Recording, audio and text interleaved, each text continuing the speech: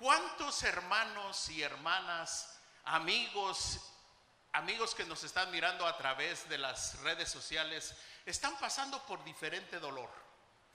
El dolor es un propósito de Dios. Los que hemos pasado por diferentes dolores nos hemos dado cuenta que el Señor tiene propósitos. Estaba analizando esto del dolor y por qué hay mucha gente adolorida alrededor del mundo, aún hermanos y hermanas. Es que no le han entregado su dolor a Dios.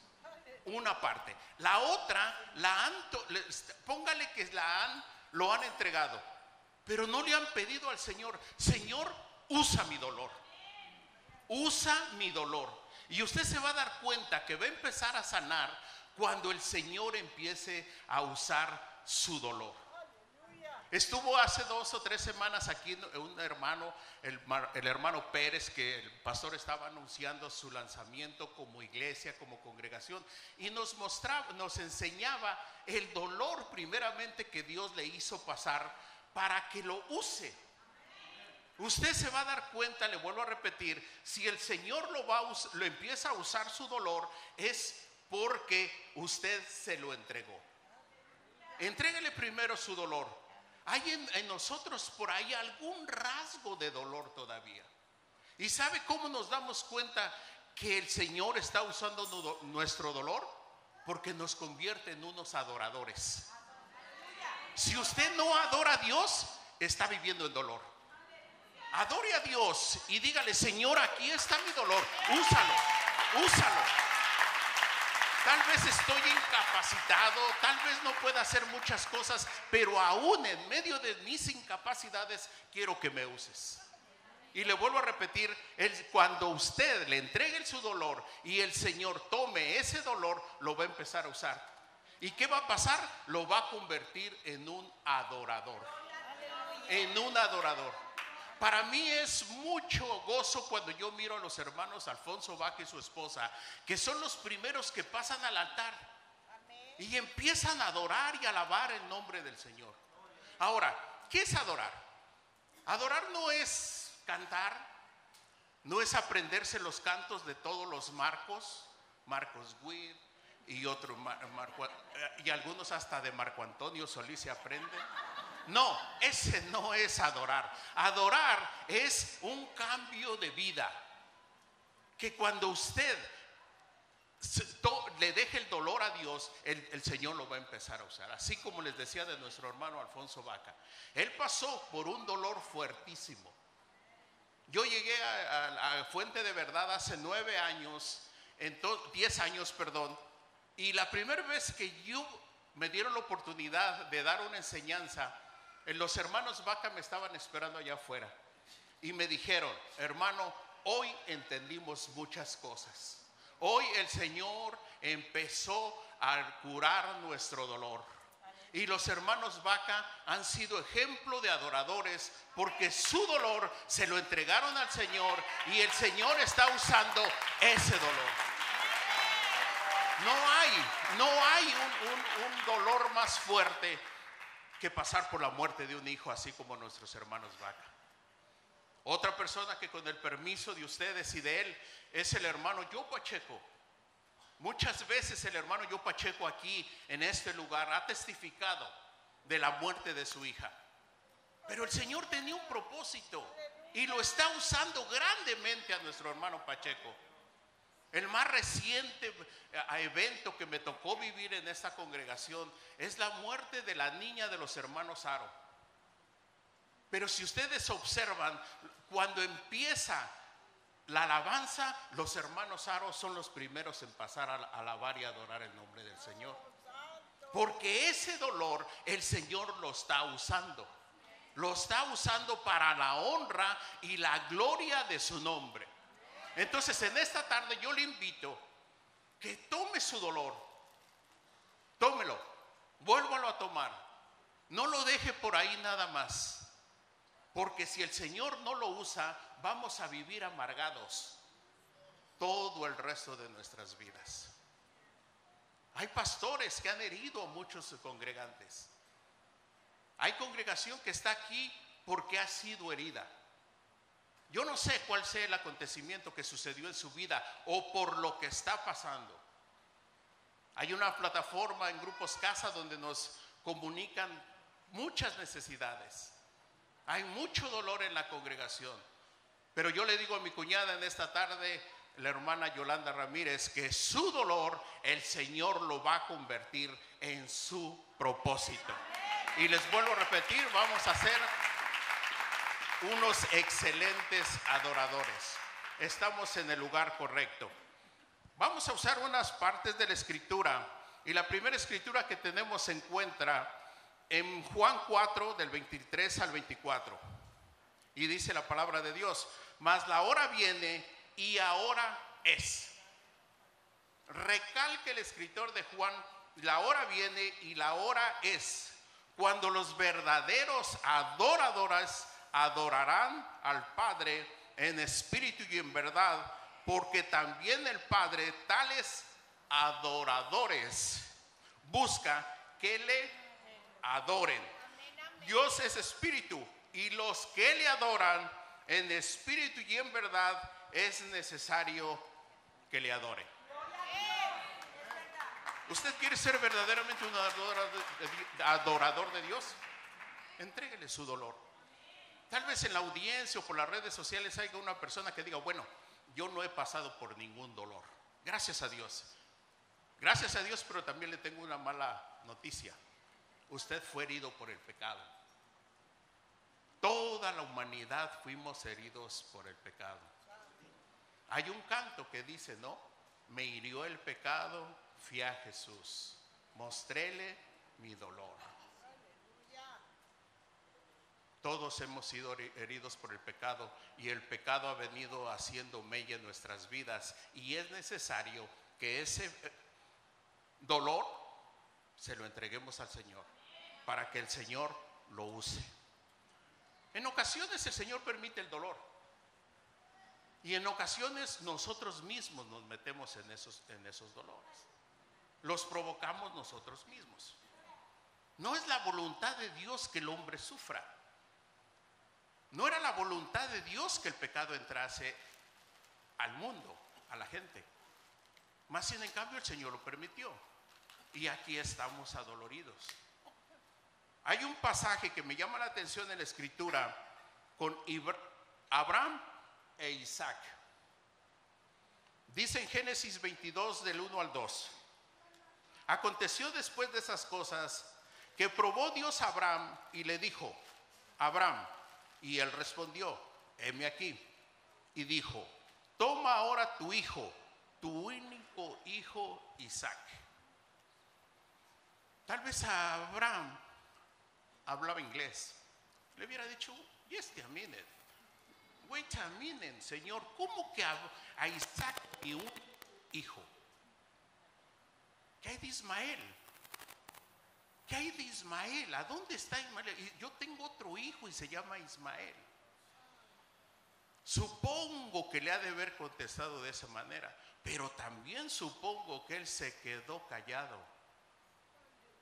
sufriendo, porque dicen que fue en la mañana cuando Abraham y el muchacho, dice, un muchacho de 14 años, la escritura dice que Isaac tenía 14 años. Tal vez en la mañana, en la noche, llegó el ángel y le dio estas instrucciones. Tal vez Abraham no dijo nada, solamente mordió la almohada y dijo: ¿cómo es posible que unos años atrás yo entregué a Ismael, a su hija Agar, y la encaminé rumbo al desierto, solamente con un odre de agua?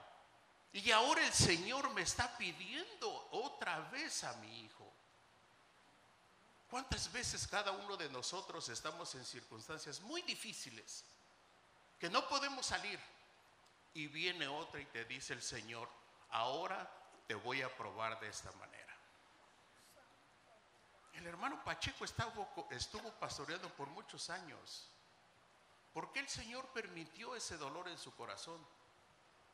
Porque el Señor tenía un propósito.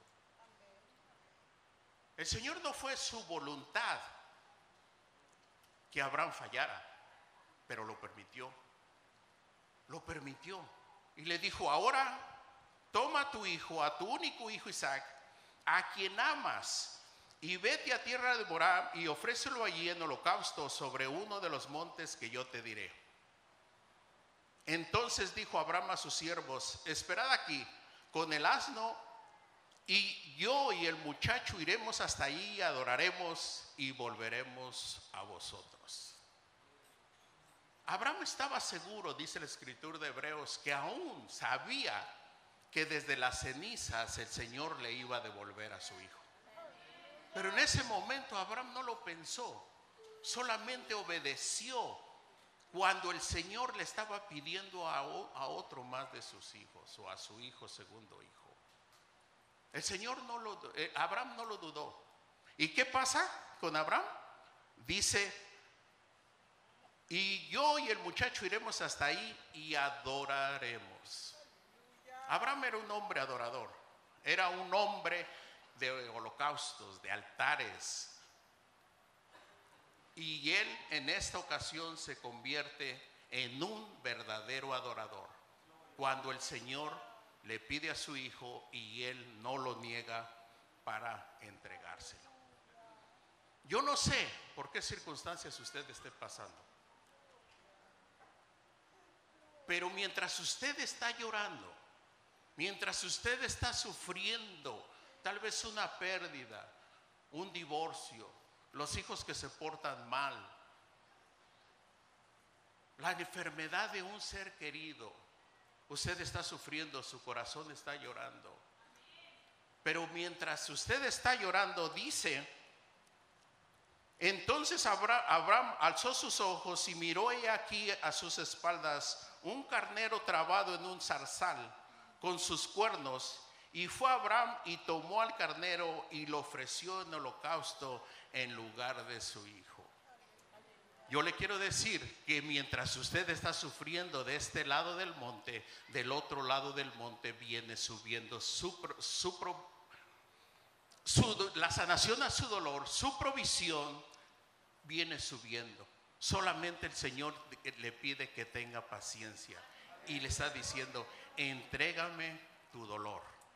Yo quiero transformar ese dolor y lo quiero transformar en mi propósito. Les aseguro que nos vamos a ir temprano hoy. Hay otra ilustración en la escritura también que me llama mucho la atención: María y José. En el capítulo 1 de Lucas, también desde el 26 al 31, nos narra una historia ya tal vez de muchos conocidos, y dice: al sexto mes el ángel Gabriel fue enviado por Dios a una ciudad de Galilea llamada Nazaret, a una virgen desposada con un varón que se llamaba José, de la casa de David, y el nombre de la virgen era María. Y entrando el ángel en ella, donde ella estaba, dijo: salve, muy favorecida, el Señor es contigo, bendita tú entre las mujeres. Mas ella, cuando vio al ángel, se turbó por sus palabras y pensaba: ¿qué salutación sería esta?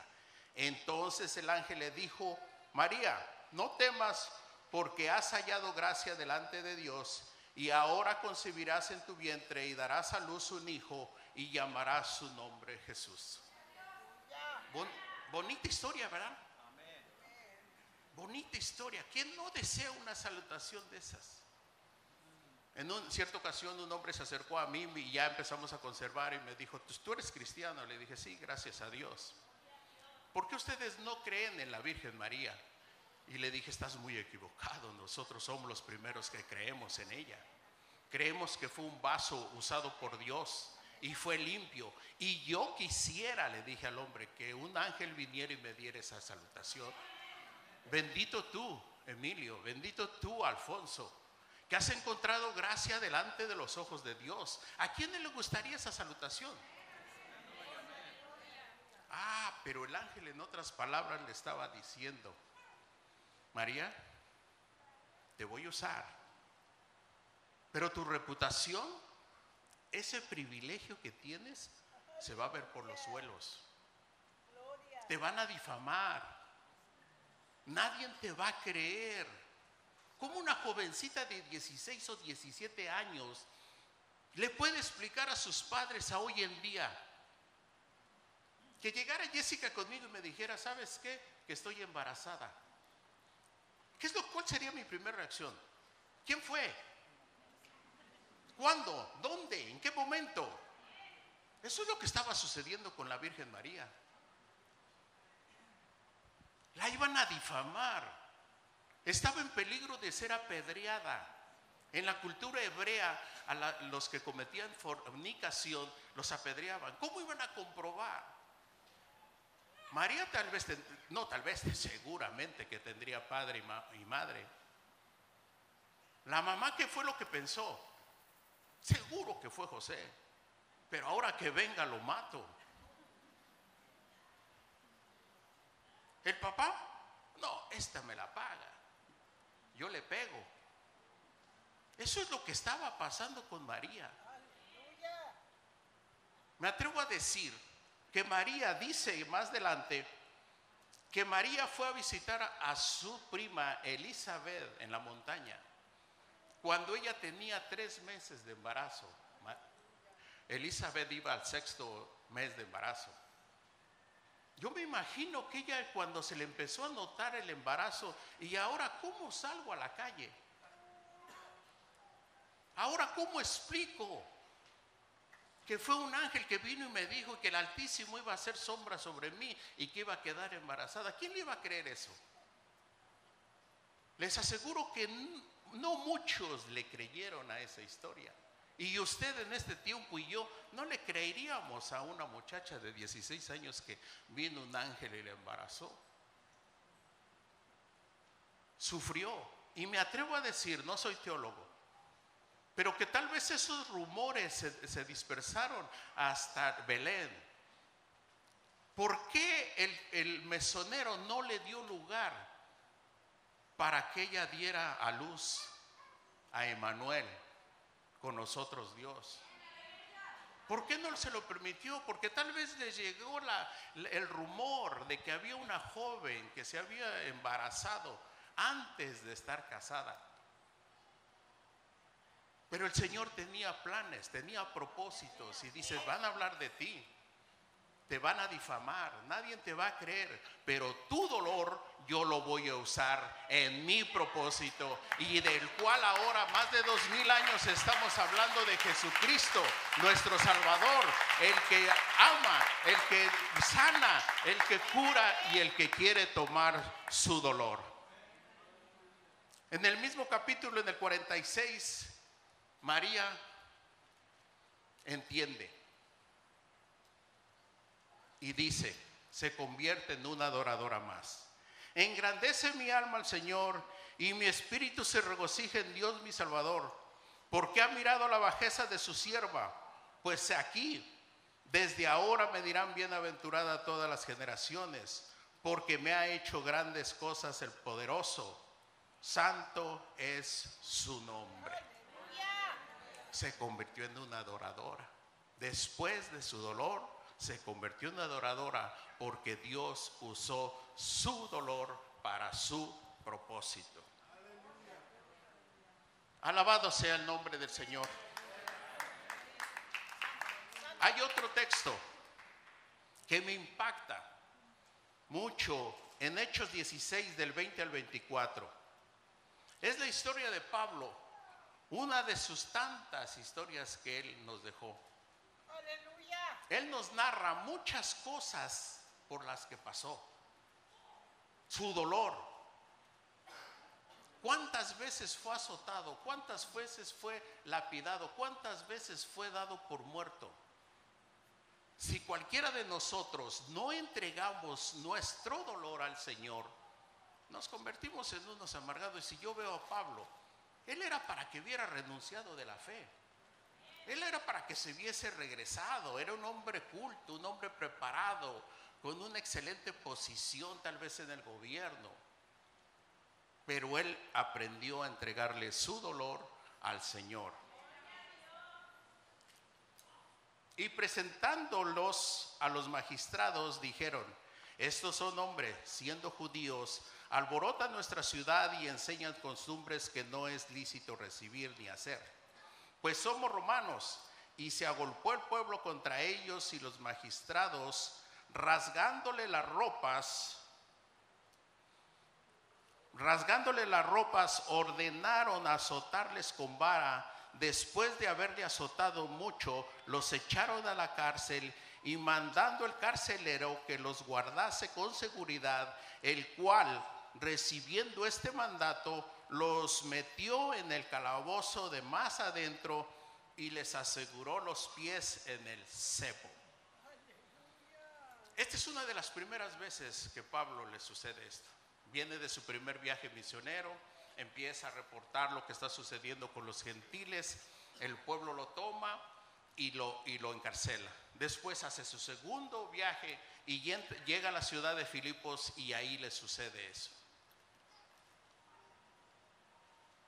Yo le hubiera dicho al Señor en el lugar de Pablo: Señor, yo nomás estoy haciendo lo que tú me mandaste.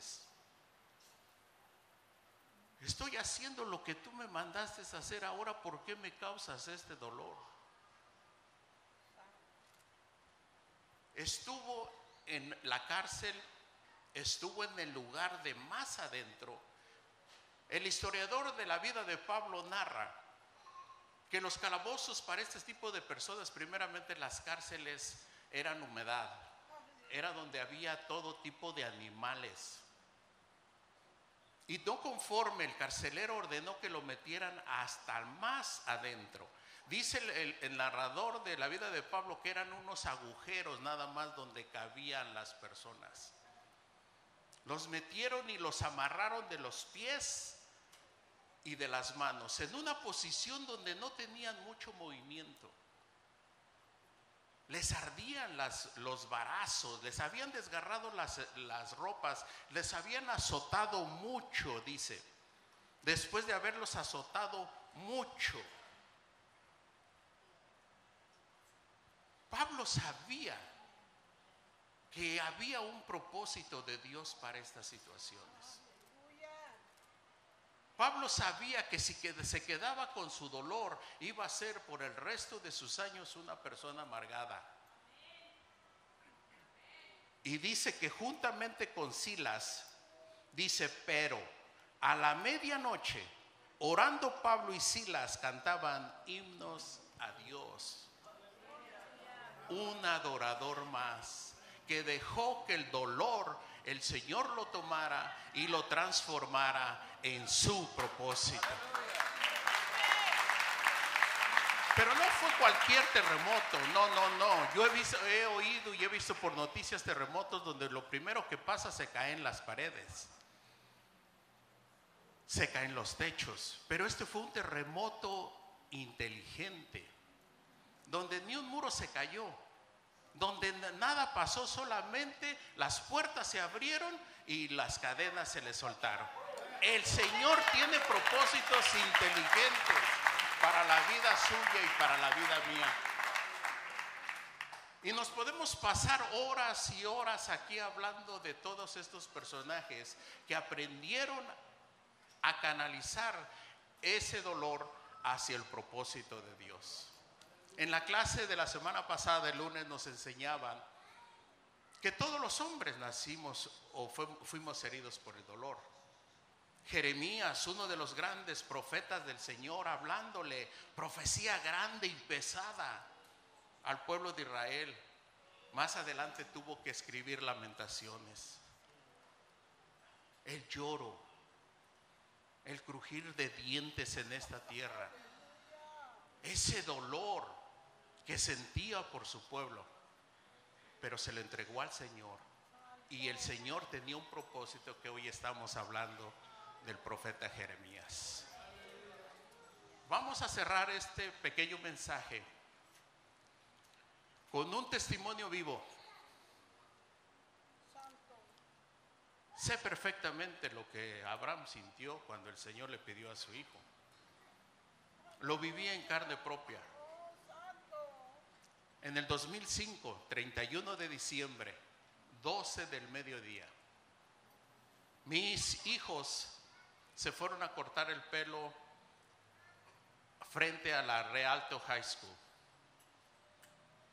Mi hijo el mayor, José Roberto, de cariño siempre lo llamamos Pepe, se metió primero a cortarse el pelo, iban en una troca, salió, se subió a la troca, echó el asiento para atrás, jaló el asiento y se durmió. Mis hijos, los otros dos, eran pequeños, tal vez 12 años, 9 años, el más chiquillo. Se quedaron adentro del barbershop.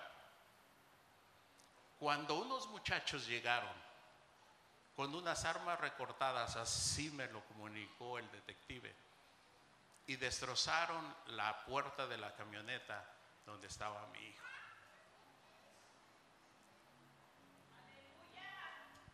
Ese mismo día yo estaba en casa esperándolos, cuando de repente tocan la puerta y pensando que eran ellos, era un policía, y me dice: ¿usted es el señor José Morales? Sí. ¿Usted tiene? Los policías así son. ¿Usted tiene un hijo, se llama José Roberto Morales? Sí, está muerto. En ese momento yo no supe qué hacer. Las piernas se le doblan a uno, siente uno un hueco en el estómago y no puede uno llorar. No puede uno llorar. No le salen a uno las lágrimas. Ni siquiera asimila uno lo que está sucediendo. Tal vez estoy soñando, voy a despertar de esta pesadilla. Me lleva a la misma patrulla, a la comandancia de policía, donde estaban mis otros dos hijos y él tendido. ¿Cómo le explico a su mamá? ¿Con qué palabras llego y le explico que su hijo y mi hijo está muerto? ¿Cómo explicar una cosa así? Oh, bendito en tu nombre, Dios. De ese momento decirle al Señor: ¿por qué? ¿Por qué si Pepe era un niño que no hacía mal? Tocaba la batería en la congregación donde nos reuníamos. ¿Por qué? Yo era driver también en ese entonces. Tenía unas rutas para el desierto alto, allá para 29 Palms, y tenía que recorrer muchas millas para hacer estos deliveries, estas entregas. 5 o 6 millas llorando. Pero ¿saben cuál fue la diferencia? Que Dios empezó a usarme, o empezó a usar mi dolor, de que yo nunca le pregunté por qué. ¿Por qué, Señor? ¿Por qué? El Espíritu Santo puso en mi corazón y yo le preguntaba: Señor, ¿para qué? ¿Para qué permitiste esta situación en mi vida? ¿Para qué? El Señor tomó mi dolor, y a los 2 años que sucedió esto, el Señor dijo: te voy a llevar a un lugar, fuente de verdad, donde yo voy a tomar tu dolor y lo voy a convertir en mi propósito. Yo no estaría aquí, hermanos, si el Señor no hubiese sanado mi corazón. Lloro, sí lloro, pero no con el mismo dolor que en ese momento pasé, porque veo que ahora el Señor está usando mi dolor para su propósito.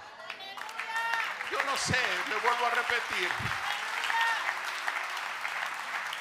cuál sea su medianoche o qué es lo que está usted sacrificando.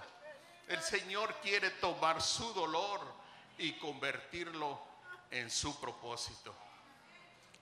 Tome su dolor, tómelo. Si ya lo dejó por ahí, hermano yo Pacheco, tome ese cachito de dolor.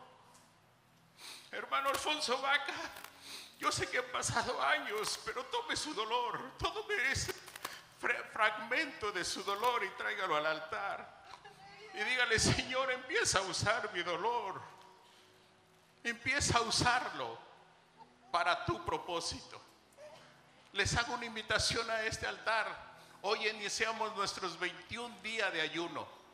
Hoy es un buen momento para, como la hermana que se bautizó, empezar esta jornada con vida nueva, dejando que el Señor transforme su dolor, su tristeza, su sufrimiento en su propósito.